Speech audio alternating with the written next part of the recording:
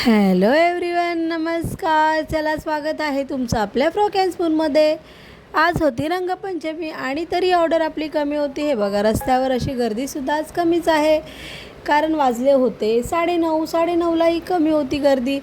पण आणि आपल्या रेस्टॉरंटमध्ये बसण्यासाठी तर कोणच आलं नव्हतं, कारण आपले टेबलसुद्धा होऊन गेले होते. आणि तेवढ्यात आपल्या इथे शांतता असताना आपल्याला एकच मोठी ऑर्डर आली. आणि ही बघा, ही होती व्हेज राईस. व्हेज राईस आपले 6 होते. त्यामुळे आपण मोठी कढईमध्येच बनवायला लागले, कारण नॉर्मली आपण राईस फ्राईंग पॅनमध्ये बनवतो. पण आज आपली क्वांटिटी जास्त असल्यामुळे आपल्याला कढई पण घ्यावी लागली मोठी. आणि हे बघा, असे मस्त याच्यात हिरवा कांदा, गाजर, वेगळ्या वेगळ्या भाज्या, थोडंसं सोया, चिली, मीठ सगळं घालून आपण असा राईस मस्त स्लो कढईवरती परतत होतो.